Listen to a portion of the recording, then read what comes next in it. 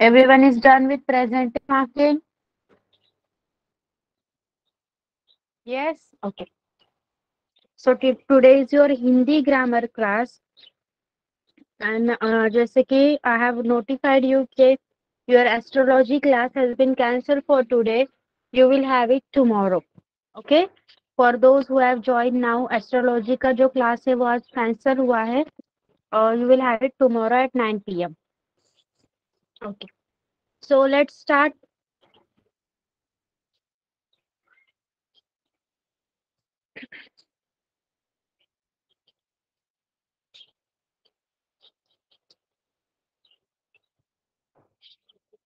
आज हम सीखने वाले हैं सर्वनाम के भेद. ओके. सो सर्वनाम के 6 भेद होते हैं. पहला है पुरुषवाचक सर्वनाम that is personal pronoun.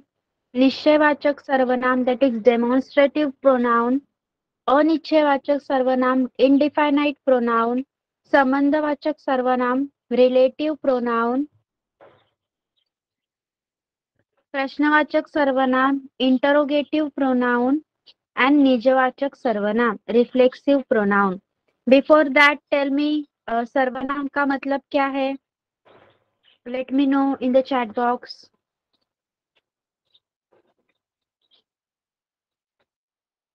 Yes I know. It's just it's English translation. सर्वनाम का इंग्लिश ट्रांसलेशन प्रोनाउन है. I am asking about the meaning. I am not asking about the translation. I know it's pronoun.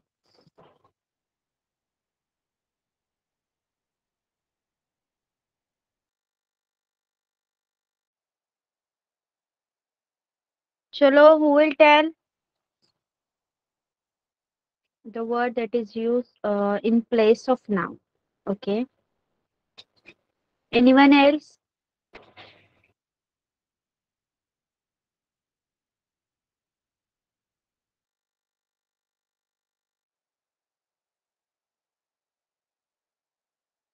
तो जो भी नाम की जगह पर यूज किया जाता है, नाम के बदले यूज किया जाता है, उसे हम सर्वनाम कहते हैं. ओके.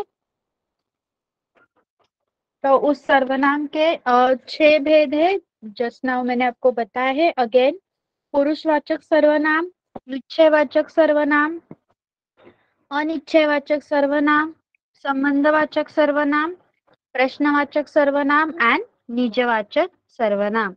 तो हम अभी एक एक करके सारे टाइप्स पढ़ेंगे. फर्स्ट है पुरुषवाचक सर्वनाम.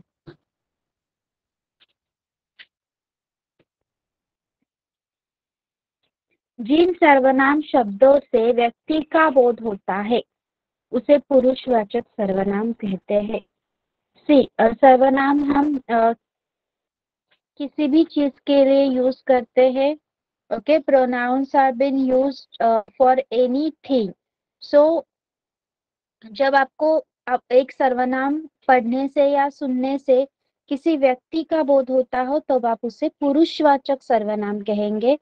जैसे कि बोलने वाले, सुनने वाले तथा जिसके विषय में बात होती है उनके लिए प्रयोग किए जाने वाले सर्वनाम पुरुषवाचक सर्वनाम कहलाते हैं. जैसे कि मैं, आपको. ओके. तो यहाँ पे मैं एक बोलने वाला व्यक्ति, आप सुनने वाले व्यक्ति. और अगर हम किसी के बारे में बात कर रहे हैं तो हम उसके लिए यूज करेंगे वो, उसका, उसकी. राइट. तो ये सारे जो शब्द है वो आपके पुरुषवाचक सर्वनाम में आते हैं क्योंकि ये एक व्यक्ति को दर्शाते हैं. समझा है सबको पुरुषवाचक सर्वनाम? यस.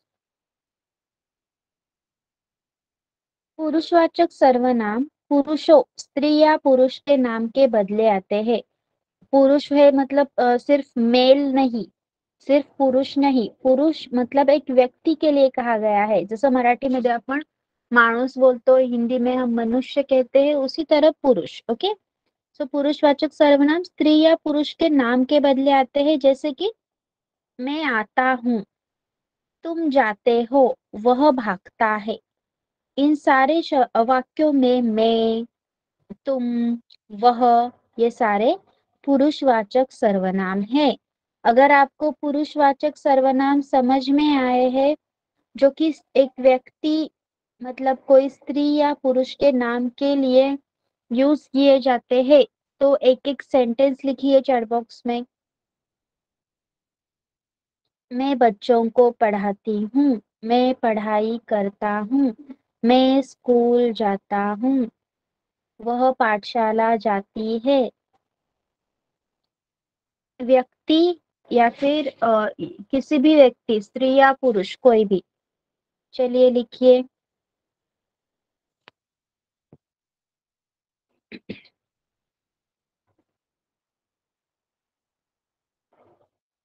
राइट वन सेंटेंस जिसमें आपका ये पुरुषवाचक सर्वनाम आ जाए।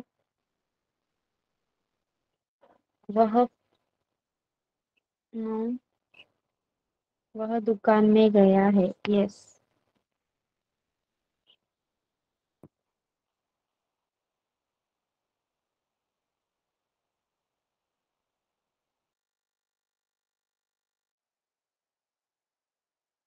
वह मेरी शिक्षक है, वो एक होशियार बच्चा है। Okay Shreyanshi, see it once again.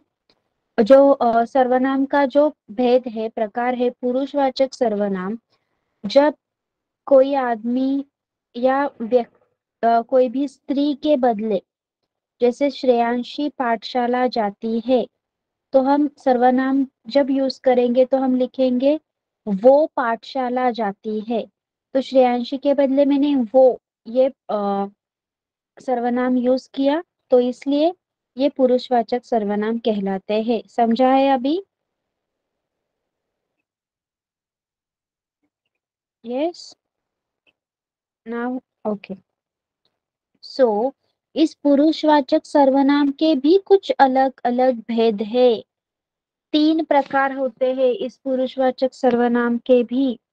तो वो है उत्तम पुरुषवाचक सर्वनाम, मध्यम पुरुषवाचक सर्वनाम एंड लास्ट इज अन्य पुरुषवाचक सर्वनाम। तो उसमें से पहला हम पढ़ेंगे उत्तम पुरुषवाचक, मतलब फर्स्ट पर्सन में। ओके, चलिए। जिन सर्वनामों का प्रयोग बोलने वाला अपने लिए करता है उन्हें उत्तम पुरुषवाचक कहते हैं। देखिए, अगर आप किसी को कुछ बात बता रहे हैं, उसमें उस बात में जब आप खुद के लिए आप ऐसे बोलोगे क्या, अनिकेत ने ये किया, अनिकेत ने वो किया, हर बार आपको ये इजी पड़ेगा ना, मैंने ये किया, मैंने वो किया। यस और नो? बोलो। What you will find it easy? Yes, pronoun use करना we will find it easy. So अगर हम जो बोलने वाला है वो अपने खुद के बारे में बता रहा है, तब वो जो जो सर्वनाम यूज करता है वो सारे उत्तम पुरुषवाचक सर्वनाम कहलाएंगे, क्योंकि वो फर्स्ट पर्सन होगा। वो किसी और के बारे में बात नहीं कर रहा है, वो अपने खुद के बारे में बात कर रहा है। तो जिन सर्वनामों का प्रयोग बोलने वाला अपने लिए करता है उन्हें उत्तम पुरुषवाचक कहते हैं। जैसे मैं, हमारा, हम, मुझको, हमारी, मैंने, मेरा, मुझे। ये सारे सर्वनाम हमें व्यक्ति के खुद के बारे में बताते हुए वाक्यों का बोध कराते हैं, इसलिए इन्हें उत्तम पुरुषवाचक मतलब फर्स्ट पर्सन कहना है। ओके। सो इसके उदाहरण देखिए। मैं स्कूल जाऊंगा, हम मतदान नहीं करेंगे, यह कविता मैंने लिखी है, बारिश में हमारी पुस्तकें भीग गई, मैंने उसे धोखा नहीं दिया। इन सारे वाक्यों में मैं, हम, मैंने, हमारी, मैंने, ये सारे जो शब्द हैं वो कोई व्यक्ति अपने बारे में बताते वक्त अपने खुद के लिए यूज कर रहा है। तो इसीलिए हम इन सबको उत्तम पुरुषवाचक सर्वनाम कहेंगे। समझा है सबको उत्तम पुरुषवाचक सर्वनाम?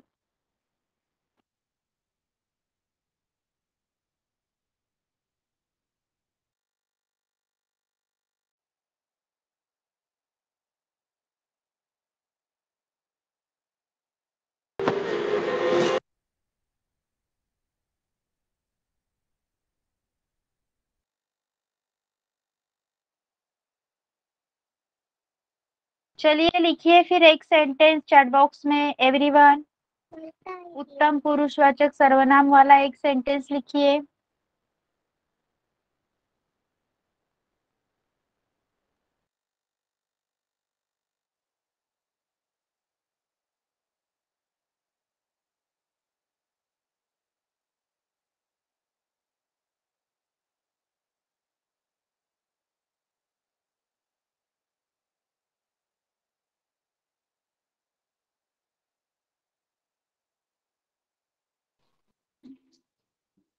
मैं नृत्य कर रहा हूँ, मैं कल घूमने जा रहा हूँ,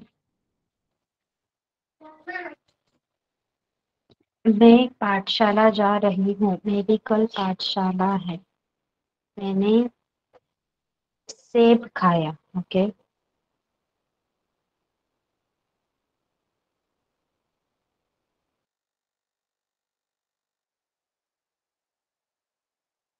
सब लोग लिखिए, right it in your chat box everyone.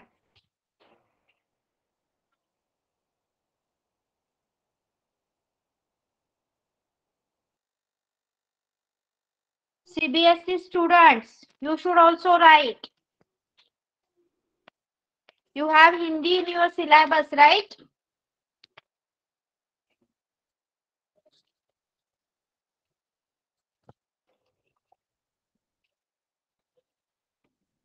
Okay, so next is मध्यम पुरुषवाचक। So ये होगा सेकेंड पर्सन। ओके, मध्यम पुरुषवाचक सर्वनाम। जिन सर्वनामों का प्रयोग सुनने वाले के लिए किया जाता है, जैसे कि अगर मैं आपको बता रही हूँ, मैं बोल रही हूँ, तो वो होगा उत्तम पुरुषवाचक।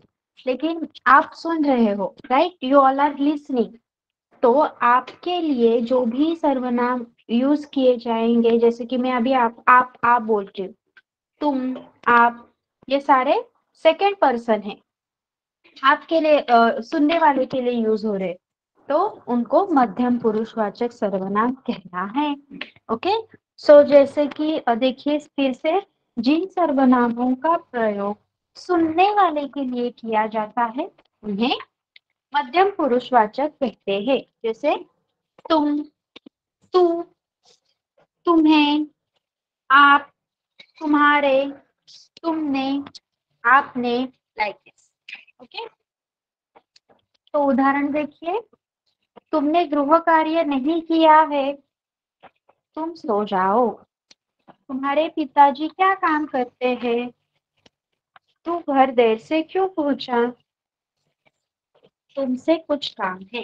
तो इन वाक्यों में तुमने, तुम, तुम्हारे, तू, तुमसे, ये सारे शब्द आए हैं सेकेंड पर्सन के लिए, जिससे कोई बात हो रही है, जिसको कुछ पूछा जा रहा है, जिससे बात की जा रही है। तो ये सारे अगर सेकेंड पर्सन के लिए आए हैं तो इन्हें कहना है मध्यम पुरुषवाचक। फर्स्ट पर्सन उत्तम पुरुषवाचक, सेकेंड पर्सन मध्यम पुरुषवाचक सर्वनाम। अंडरस्टूड? अंडरस्टूड? मध्यम पुरुषवाचक सर्वनाम समझा है सबको? एवरीवन, चलिए right example in the chat box.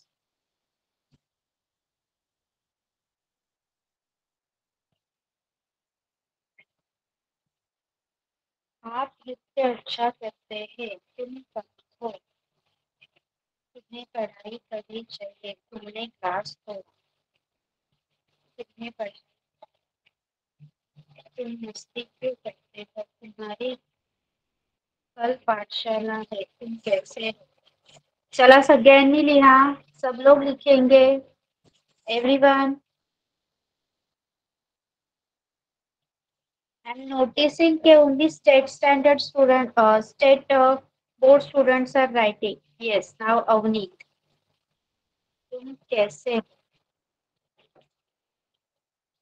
के पास कितनी किताबें हैं, तुम कहाँ, इंग्लिश क्या कर रहे हो। Shlok, what you have written?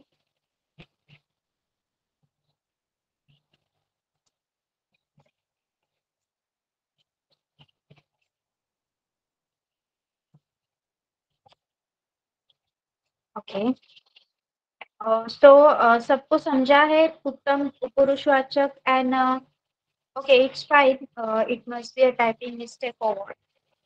I didn't get that ना, that's why I asked. Okay, sure. Okay, tell me, सबको समझा है मध्यम पुरुषवाचक एंड उत्तम पुरुषवाचक सर्वनाम? ओके, सो इसका थर्ड टाइप है अन्य पुरुषवाचक, जो कि होगा थर्ड पर्सन। तो कोई बता सकता है? अगर उत्तम पुरुषवाचक फर्स्ट पर्सन के लिए है जो बात कर रहा है, सेकंड मध्यम पुरुषवाचक सेकंड पर्सन के लिए है जो बात सुन रहा है, तो थर्ड जो है अन्य पुरुषवाचक वो किसके लिए होगा? Can anyone tell me? I don't want example Soham, I am asking कि कोणासाठी यूज करणार आपण, किसके लिए यूज करेंगे हम वो?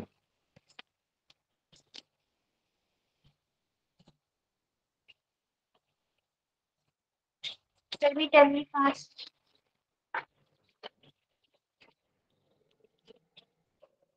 सी, when we are talking a person is needed, yes, very good श्लोक। तीसरी व्यक्ति के लिए who is not present here, yes Mansi, जो व्यक्ति प्रेजेंट नहीं है और उसके बारे में बात की जा रही है, that guy is not present here but we are talking about them, so उसके लिए जो हमारा पुरुषवाचक, यस निधि, जो हमारा पुरुषवाचक सर्वनाम का थर्ड टाइप है जो कि है अन्य पुरुषवाचक सर्वनाम, वो यूज किया जाता है। Very good all of you those who have answered like श्लोक, निधि एंड मानसी, यस।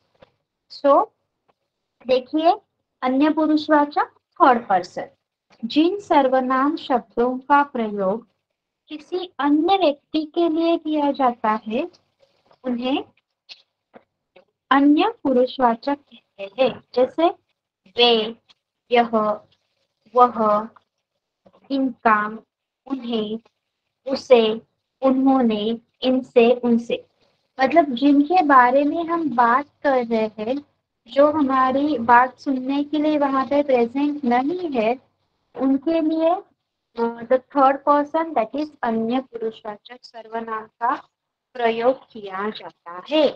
ओके, तो उदाहरण देखिए, वे मैच नहीं खेलेंगे, उन्होंने कमर कस ली है, वह कल विद्यालय नहीं आया था, उसे कुछ मत कहना।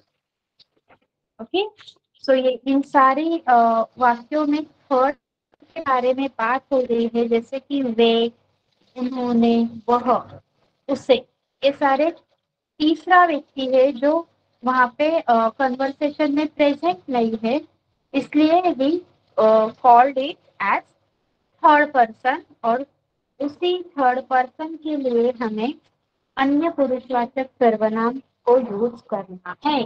अंडरस्टूड? अन्य पुरुषवाचक सर्वनाम सबको समझा है? Yes, if you have understood, please write one sentence in your chat box regarding that.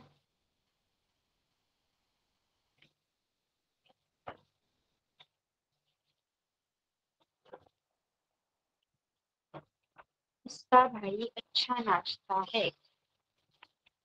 यह क्या है, इनका नाम क्या है, वह कल खेलने नहीं आया, वो एक ऑफिसर है, उसने काम नहीं किया।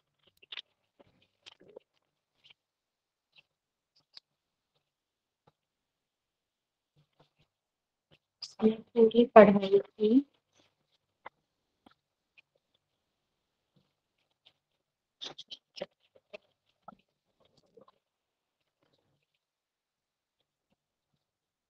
उसका नाम बहुत अच्छा है, ये लोग कहाँ जा रहे हैं, क्यों इससे बात नहीं करते?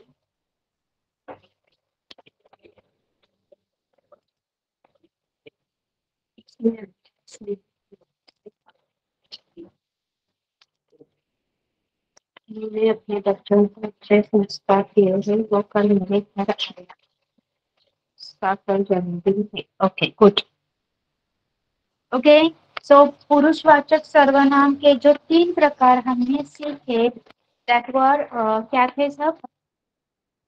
उत्तम पुरुषवाचक, देन मध्यम पुरुषवाचक एंड तीसरा है अन्य पुरुषवाचक। सारे आपको समझ में आए हैं? सब समझ में आए? Any doubts anyone? किसी को कोई doubt? Okay okay, then let's start with the next type. Yes, next type सीखेंगे।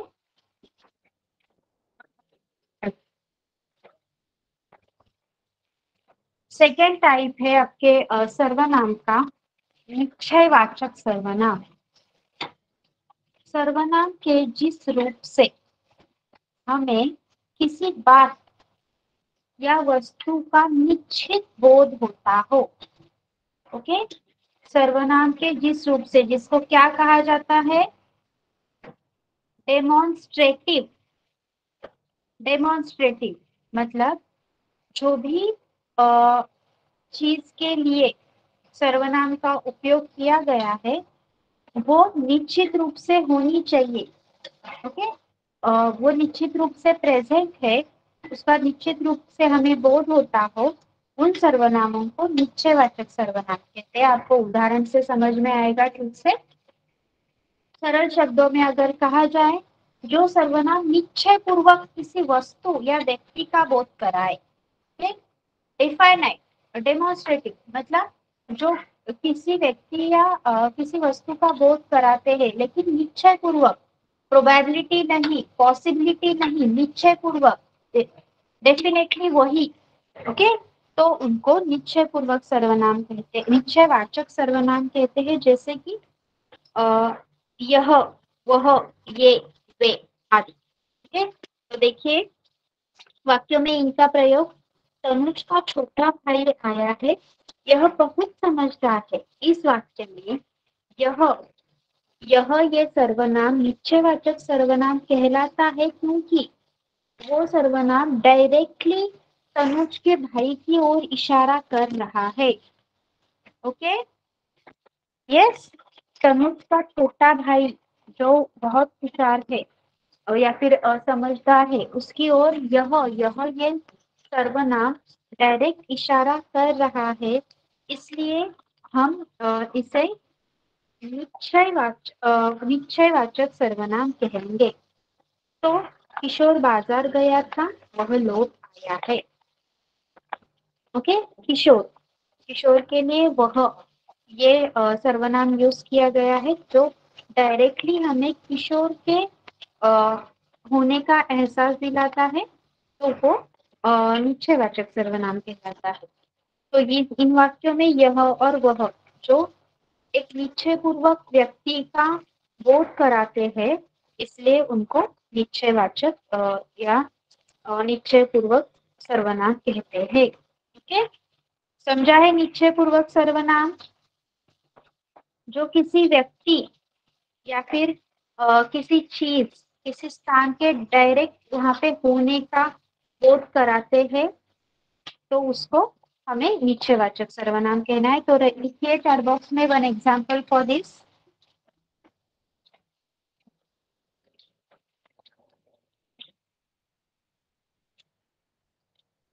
महिमा रोज स्कूल जाती है, वह होशियार लड़की है। रमेश एक किसान है, वह खेतों में हल चलाता है।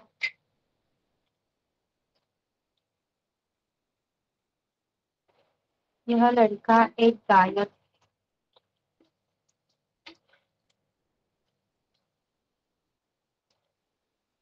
यह लेडी,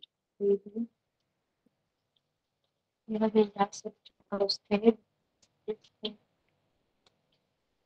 पहले हररोज पाठशाला जाती हूँ। और ना ही रिद्धि में पुरुषवाचक सर्वनाम है। ये लड़का ईमानदार है, अच्छा लड़का है। वहाँ कौन झगड़ा कर रहा है? रिया ने पढ़ाई की थी, पर वे वो अमित में है। वो ये तो मिल अच्छा है। सो आपको पुरुषवाचक सर्वनाम एंड निश्चयवाचक सर्वनाम दो टाइप्स क्लियरली समझ में आए हैं सबको? Those who were present, जो भी लेफ्ट हुए थे and all, I am not going to repeat it once again. Yes, understood everyone.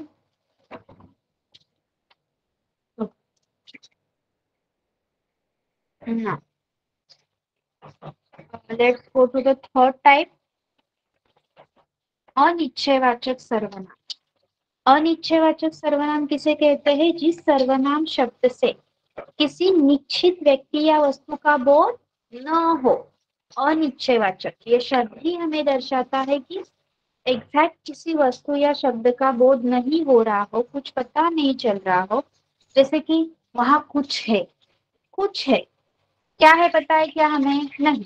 कुछ है, कुछ ये शब्द हमें क्या वस्तु है या फिर चीज है, यहाँ वहां पे कोई आदमी है, कोई स्त्री है, कोई औरत है, कोई जानवर है, कोई भी चीज का बोध नहीं कराता है. एक अनिश्चित सर्वनाम है.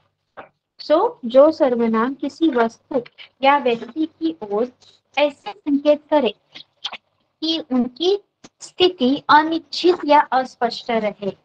जब कोई सर्वनाम हमें व्यक्ति के स्थिति या फिर अस्तित्व के बारे में पूरी जानकारी नहीं दे पाता, तब हम उस सर्वनाम को अनिश्चित सर्वनाम कहते हैं. ओके, सॉरी, अनिश्चयवाचक सर्वनाम कहते हैं, क्योंकि वहां पे हमें वस्तु के या व्यक्ति का कोई ऐसा संकेत नहीं मिल पाता कि हाँ यही वस्तु वहां पे है या फिर हाँ यही व्यक्ति वहां पे है. ऐसे संकेत नहीं मिल पाते, इसलिए हम उसे अनिश्चयवाचक सर्वनाम कहते हैं. जैसे कि कोई, कुछ, किसी आदि. तो वाक्यों में इनका प्रयोग किस तरह होता है?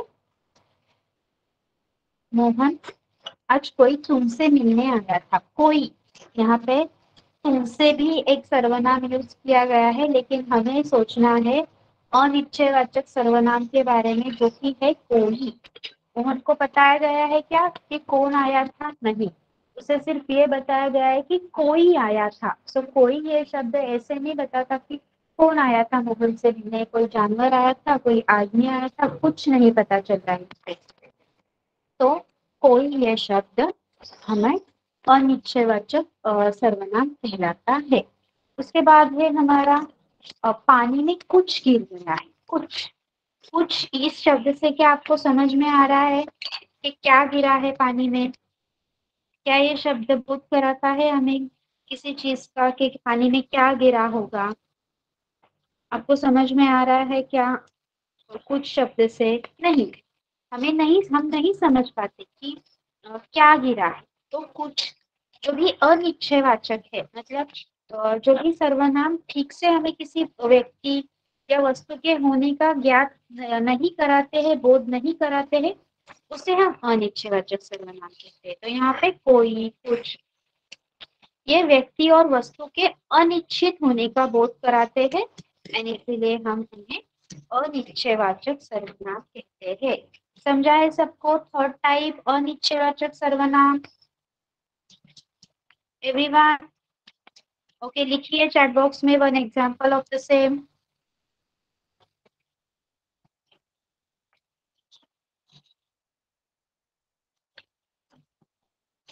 तो इधर है, नीटली ऐसा है, कोई दरवाजे पर खड़ा.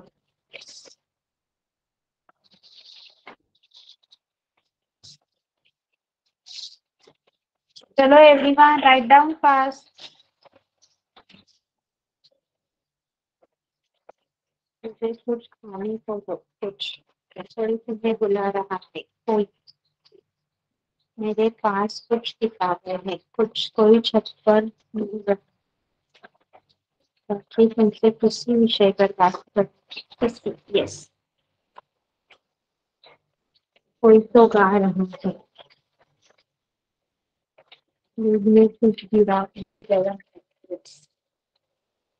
कोई दरवाजे में खड़ा है, मुझे लगता है कि उसने चोरी की है। नहीं, किसी ने, यू शुड यूज किसी ने, सोहम। कोई तो है, कोई रो रहा है। Okay okay, so this is being understood everyone. जिन्होंने सेंटेंसेस नहीं लिखे, क्या उन्हें समझ में आया है?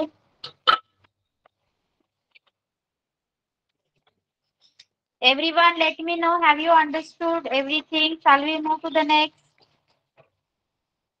Okay, no need. जिन्होंने लिखे हैं, they are very punctual and very like बहुत अच्छी तरह से अटेंड कर रहे हैं। I don't have any complain about you.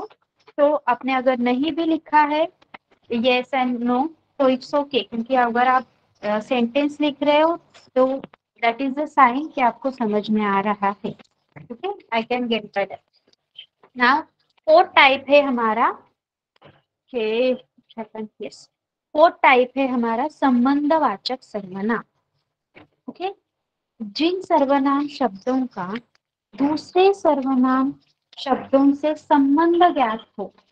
सी, संबंध, रिलेशन, इंटर रिलेशन। ओके, तो जिन सर्वनाम शब्दों का दूसरे सर्वनाम शब्दों से संबंध पता चलता हो तथा जो शब्द वाक्यों को जोड़ने के लिए उपयोगी होते हैं, जो शब्द वाक्यों को जोड़ते हैं, उन्हें संबंधवाचक सर्वनाम कहा जाता है। जैसे कि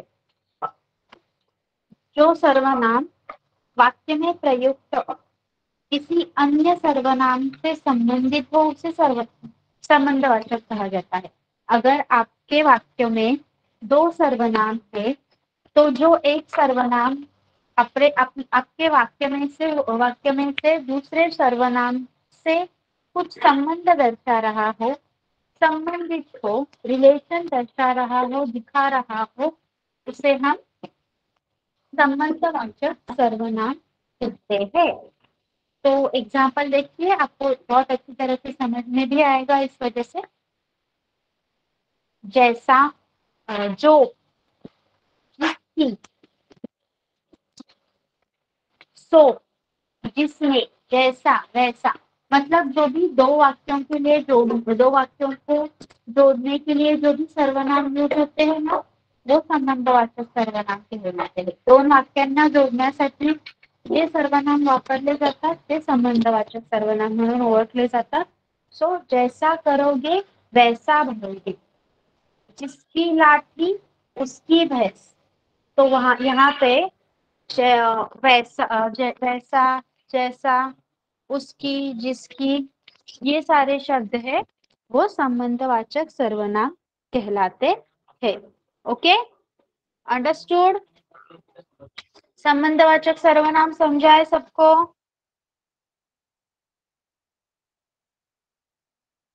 right down one example fast. We have only two and यहाँ पे इलेक्ट्रिसिटी का इश्यू हो रहा है, तो I think we should finish it early. चलिए, write it down, write one example. अगर कंप्लीट हो जाए तो it's very good, because we will require 2 weeks to be in for the next Hindi grammar class. चला लिया फटाफट, जल्दी जल्दी लिखिए। जैसी करनी वैसी भरनी, जैसा बाप वैसा बेटा। आज तुम क्या करोगे, मैं वैसा हूँ। नो, वह आज चला गया जो कल आया था। जैसे ही रमन बाहर गया वैसे ही उसको मिलने। इसके भाई का नाम रोहन है। नो, जैसा वो करेगा वैसा मैं करूँगी। यस एवरीवन, इसमें आपको ज्यादा लिखने के लिए जो भी कहावतें हैं उसका आप यूज कर सकते हो। जैसी करनी वैसी भरनी, जैसा बोओगे वैसा पाओगे। ओके, सो नेक्स्ट टाइप है आपका प्रश्नवाचक सर्वनाम, ये तो सबसे आसान है। यस, आसान है ना प्रश्नवाचक सर्वनाम पहचानना। जो सर्वनाम किसी भी प्रश्न के लिए आया हो, जिस सर्वनाम को पढ़ के आपको प्रश्न का बोध होता हो, उसे प्रश्नवाचक सर्वनाम कहना है। चलिए हम ठीक से पढ़ते हैं। It is very easy to understand. जो सर्वनाम शब्द सवाल पूछने के लिए प्रयुक्त होते हैं, तो जब आपको सवाल पूछा जाता है तब जिन सर्वनामों का उपयोग किया जाता है, उन सर्वनामों को हमें प्रश्नवाचक सर्वनाम कहना है। सरल शब्दों में अगर बोला जाए तो प्रश्न करने के लिए जिन सर्वनामों का प्रयोग होता है उन्हें प्रश्नवाचक सर्वनाम कहते हैं। जैसे कि कौन, क्या, किसने, टोकरी में क्या है, बाहर कौन खड़ा है, तुम क्या खा रहे हो। यहाँ पे क्या, कौन, ये सारे शब्द, इन सारे सर्वनामों का, ये सारे शब्द सर्वनाम है और इनका उपयोग प्रश्न पूछने के लिए किया गया है, तो इसीलिए इनको प्रश्नवाचक सर्वनाम कहा जाता है। Okay, understood? This one was easiest, right? लिखिए चैट बॉक्स में one example of this sentence लिखिए। तुम्हारा नाम क्या है? I am not going to consider those who have written before. बाहर कौन खड़ा है, वो कौन है, ये लड़का किसका, ये क्या है, कौन गीत गा रहा है, तुम कौन हो, क्या वो तुम हो। चलो राइट, किसने चुराई है मेरी कलम? ये बच्चा नहीं है। नो श्रेयांशी, क्वेश्चन पूछना है आपको। तुमने आज क्या खाया? ये किसकी गाड़ी है? पाठशाला में नहीं है। नो प्रीति, ये आदमी कौन? इसमें सिर्फ आशिति है या धानवी, आई डोंट नो।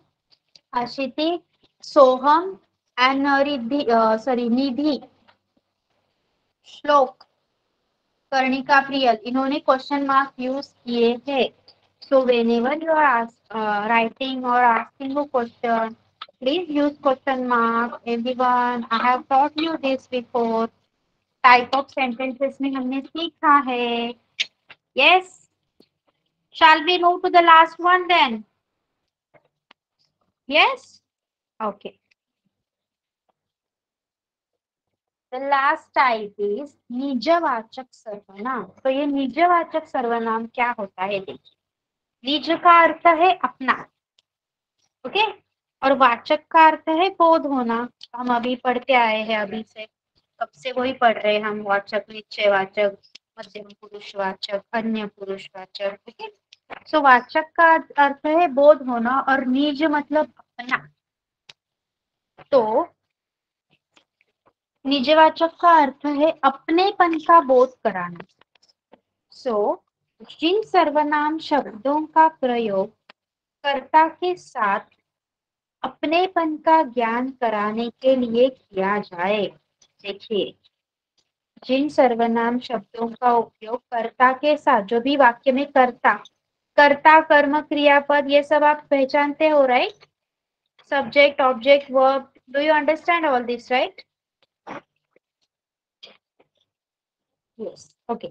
सो जो भी हमारा कर्ता है, उस कर्ता के साथ जो भी सर्वनाम अपनेपन का ज्ञान कराने के लिए उपयोग किया जाए, उसे निजवाचक सर्वनाम कहते हैं। जैसे कि अपने आप, निजी, खुद, ये सारे सर्वनाम कर्ता से अपनेपन की भावना निभा रहे हैं, अपनापन दर्शा रहे हैं, अपनेपन का संबंध बता रहे हैं, इसलिए इनको निजवाचक सर्वनाम कहा जाता है। तो आप शब्द का प्रयोग पुरुषवाचक तथा निजवाचक सर्वनाम दोनों में होता है। फिर आप बोलोगे कि आप तो हमने पुरुषवाचक में सीखा है, और जो हमारा सेकंड टाइप था, क्या था हमारा सेकंड टाइप? बोलो आप किस में आएगा? आप बोलो जल्दी जल्दी। पुरुषवाचक सर्वनाम के कौन से टाइप में आप आएगा? मध्यम पुरुषवाचक, जो कि आप उनको जो भी आपकी बातें सुन रहा हो, ओके, या किसी की भी बातें जो सुन रहा हो, राइट, वो मध्यम पुरुषवाचक कहलाता है। उसके लिए हमने आप यूज किया है, तो आप ये शब्द निजवाचक पुरुषवाचक में भी आएगा। तो देखिए उदाहरण, आप कल दफ्तर नहीं गए, ये मध्यम पुरुषवाचक कहलाएगा, आदर सूचक शब्द। आप मेरे पिता श्री बसंत सिंह है। कभी कभी इंट्रोडक्शन करवाते वक्त अगर आपसे बड़े व्यक्ति है, लाइक आपके पिताजी माताजी, तो हिंदी में ऐसे भी बोला जाता है, ये मेरे पिताजी है, ऐसे नहीं बोलते। कभी कभी ऐसे भी बोला जाता है, आप मेरे पिताजी है, आप मेरी माताजी है। अगर वो आपके साथ खड़े हैं एंड आप दूसरे व्यक्ति को उनका इंट्रोडक्शन दे रहे हैं, जैसे कि अगर मैं आपसे पूछ रही हूँ और आप वीडियो कॉल पे मुझे अपनी फैमिली से मिला रहे, तो आप ऐसे मिलाओगे, ये आप मेरे माताजी है, आप मेरे पिताजी है, उस तरह। तो उस वक्त वो भी वो अन्य पुरुषवाचक कहलाएगा। आप ये शब्द देखिए, मैंने हर बार आपको बोला है कि everything does not follows the rule, everything will not go by rule itself, okay. So आपको याद रखना है कि आप ये शब्द कभी मध्यम पुरुषवाचक शब्द सर्वनाम कहलाएगा जब आप सामने वाले से बात करते वक्त आप ये शब्द यूज कर रहे हो। वो अन्य पुरुषवाचक भी कहलाएगा जब आप आदर से अपनी खुद के किसी व्यक्ति का कोई काम कोई भी चीज बता रहे हो या फिर उनका इंट्रोडक्शन दे रहे हो। निजवाचक कब कहलाएगा? वो ईश्वर भी उन्हीं का साथ देता है जो अपनी मदद आप करता है। यहाँ पे अपनी, उन्हीं, इन दोनों सर्वनामों के दोनों सर्वनामों से आप ये शब्द कुछ संबंध दर्शा रहा है। संबंध क्या है? वो खुद, आप ये शब्द क्या बता रहा है कि मैं खुद, वो खुद, ओके, तो वो निजवाचक सर्वनाम कहलाएगा। अंडरस्टूड? आप इस शब्द को तीन तरह से किस तरह यूज किया जाता है सबको समझा है? यस। तो निजवाचक, wait I am repeating, wait. देखिए आप ये शब्द तीन तरह यूज होता है जब आप किसी से बात करते वक्त उनको आप बोल रहे हो, जैसे कि मैं अभी आपको पढ़ा रही हूँ एंड मैं आपको ये शब्द यूज कर रही हूँ, तो मैं आप सेकेंड पर्सन हो, तो ये मध्यम पुरुषवाचक की तरह आएगा। देन अगर आप अपने पिताजी या फिर माताजी का इंट्रोडक्शन दे रहे हो, सबको उनके बारे में बता रहे हो, तो आप उनको आदरपूर्वक आप बोलोगे, तो ये अन्य पुरुषवाचक में आएगा। देन तीसरा है निजवाचक। निजवाचक शब्द वो होते हैं जो वाक्य में आने वाले किसी एक या दो सर्वनामों का संबंध दर्शाते हैं। तो यहाँ पे ईश्वर भी उन्हीं का साथ देता है जो अपनी मदद आप करते हैं। मतलब आप यहाँ पे किसके लिए यूज किया गया है? जो अपनी मदद, अपनी एंड उन्हीं का, उन्हीं, उन्हीं का, उन्हीं, इन इस उन्हीं, इस सर्वनाम के लिए आप, ये सर्वनाम कुछ संबंध दर्शाता है, इसलिए इसे निजवाचक सर्वनाम कहा जाता है। Understood now? Nidhi, okay, write one example everyone. चलिए एग्जाम्पल लिखिए। आप क्या कर रहे हैं? नो, मी निजवाचक साठी लिहायला सांगितलंय। I have asked you to write for निजवाचक ओनली। मैंने तीन बताए हैं। आप मेरी पढ़ाई में खुद, यस, खुद can also come, very good. मैंने अपने आप साइकिल चलाना सीख गई, यस। मैं अपने आप काम करता हूँ। आप मेरे घर आ जाओ, मैंने पत्र स्वयं लिखा, स्वयं, यस, गुड। निजवाचक सर्वनाम वापरायचं तुम्हाला, आपको निजवाचक सर्वनाम का उपयोग करके लिखना है वाक्य।